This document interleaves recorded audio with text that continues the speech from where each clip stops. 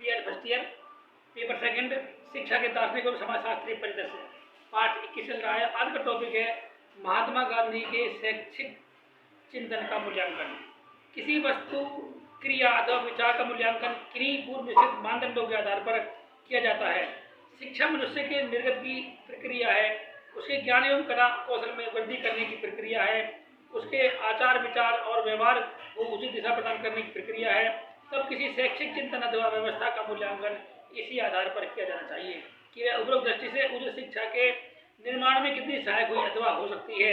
हमने यहाँ ऐसा ही प्रयास किया है। गांधी जी इस युग के सबसे महान व्यक्ति थे। मानव जीवन से संबंधित ऐसा कोई क्षेत्र नहीं है जिसमें इन्होंने कार्य न किया हो। देश को राजनीतिक स्वतंत्रता दिलाने, समाज में अछूतों का उद्धार करने, वर्गहीन समाज का निर्माण करने और संसार को सत्य, अहिंसा एवं प्रेम का पाठ पढ़ाने के लिए ये तब तक याद किए जाएंगे जब तक ये मानव सभ्यता जीवित रहेगी।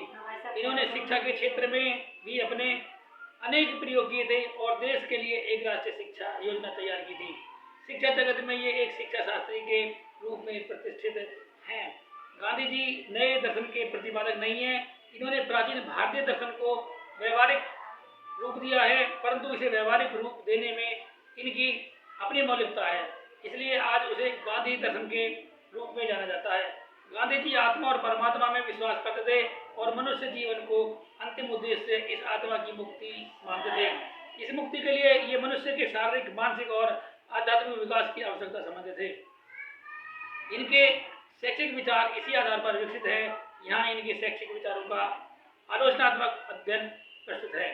शिक्षा का संप्रत्यय, शिक्षा के उद्देश्य, शिक्षा की पाठ्यचर्या, शिक्षण विधियाँ, अनुशासन, शिक्षक जिसे टीचर बोलते हैं, शिक्षार्थी, विद्यालय। शिक्षा के अन्य पक्ष भी हैं, जन शिक्षा, स्त्री शिक्षा, व्यावसायिक शिक्षा, धार्मिक एवं नैतिक शिक्षा, राष्ट्रीय शिक्षा। बेसिक शिक्षा के गुण हैं आत्मनिर्भर योजना, मनुष्य के सर्वांगीण विकास पर बल, वास्तविक जीवन की तैयारी, भारतीयों के लिए आधारभूत पाठ्यचर्या, वर्ग भेद की समाप्ति, शारीरिक एवं मानसिक श्रम के अंतर की समाप्ति, क्रिया प्रधान शिक्षण विधि, समस्त ज्ञान एवं क्रियाओं में एकीकरण, शिक्षा का माध्यम मातृभाषा, विद्यालय और समाज में निकट का संबंध। बेसिक शिक्षा के दोष हैं अपूर्ण योजना, उच्च शिक्षा से संबंध का अभाव, नगरीय क्षेत्रों के लिए अनुपयुक्त, हस्त कौशलों पर अत्यधिक बल, कच्चे माल की बर्बादी, समय और शक्ति का अपव्यय, शिक्षण विधि अस्वाभाविक और श्रृंखलाबद्ध शिक्षण असंभव, धार्मिक शिक्षा का अभाव। गांधी जी का प्रभाव।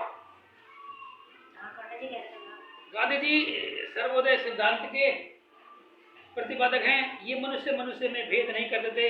ये वर्ग प्रधान समाज के स्थान पर वर्गविहीन समाज की स्थापना करना चाहते थे और इस कार्य में ये काफी सफल हुए।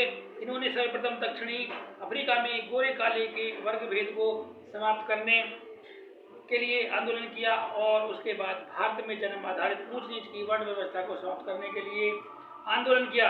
इनके प्रयास से भारत में जन्म आधारित वर्ण व्यवस्था के स्थान पर वर्गविहीन समाज की स्थापना शुरू हुई। यह बात दूसरी है कि वोट की राजनीति करने वालों ने वर्ण भेद के स्थान पर वर्ग भेद का पौधा रोप दिया, जो राष्ट्रीय एकता में बड़ा बाधक है। गांधी जी ने धर्म संकीर्णता के स्थान पर सर्वधर्म संभाव के लिए प्रयत्न किया। इसका भी दूरगामी प्रभाव पड़ा। यदि वोट की राजनीति करने वाली धार्मिक संकीर्णता को पानी न देते तो आज देश का नक्शा ही कुछ और होता। गांधी जी युग पुरुष थे। इनका प्रभाव न केवल भारत एक सीमित रहा अपितु अन्य देशों पर भी पड़ा। आज पूरा संसार वर्ग विहीन समाज की स्थापना की ओर अग्रसर है और सभी धर्म की संकीर्णता के दायरे से निकलकर मानव धर्म के विस्तृत दायरे में प्रवेश करने के लिए आतुर है। शिक्षा के क्षेत्र में भी गांधी जी का प्रभाव पड़ा। अपने देश भारत में सामान्य अनिवार्य एवं निःशुल्क शिक्षा की व्यवस्था की और कदम बढ़े। साथ ही प्रौढ़ शिक्षा की व्यवस्था में भी तेजी आई। जहाँ तक गांधी जी द्वारा प्रस्तावित बेसिक शिक्षा की बात है, स्वतंत्र होने से पहले ही यह कई प्रांतों में लागू कर दी गई थी। स्वतंत्र होने के बाद तो सभी प्रांतों में लागू कर दी गई। देखते देखते समस्त प्राथमिक विद्यालयों पर बेसिक प्राइमरी विद्यालय के लोग बोर्ड लग गए। पाठ्यचर्या में बेसिक प्राप्त पर बल और इस सब के लिए सरकार से सामग्री और धन समय विधि से कैसे पढ़ाया जाए, इस पर आए दिन वर्कशॉपों का आयोजन। और हाथ कुछ भी नहीं लगा, न इससे बच्चों का शारीरिक, मानसिक, सामाजिक एवं सांस्कृतिक विकास हुआ और न नैतिक एवं चारित्रिक विकास। इसके द्वारा बच्चों को अपनी रोजी रोटी कमाने योग्य भी नहीं बनाया जा सका। उपसंहार। जन शिक्षा और स्त्री शिक्षा के संदर्भ में गांधी जी के विचार और कार्य दोनों ही बड़े अमूल्य हैं। इसके लिए ये देश इनका चिरऋणी रहेगा।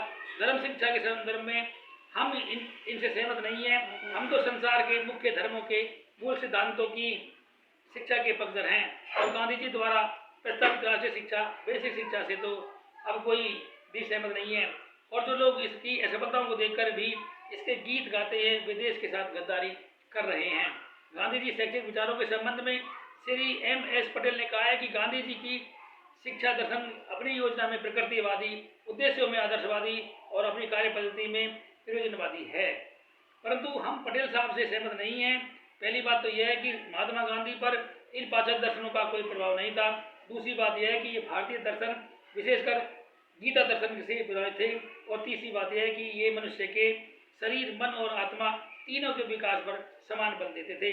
अब यदि इनके कोई विचार किन्हीं पाश्चात्य दर्शनों से मेल खाते हैं तो उनके आधार पर इन्हें उन दर्शनों से जोड़ना युक्ति संगत नहीं है। गांधी जी ने भौतिक एवं आध्यात्मिक दोनों प्रकार की उन्नति के लिए जिस एकादश व्रत के पालन की शिक्षा दी है और सत्य एवं अहिंसा पर आधारित जो शिक्षा योजना प्रस्तुत की है, वह भारतीय दर्शन की पृष्ठभूमि पर ही तैयार की है।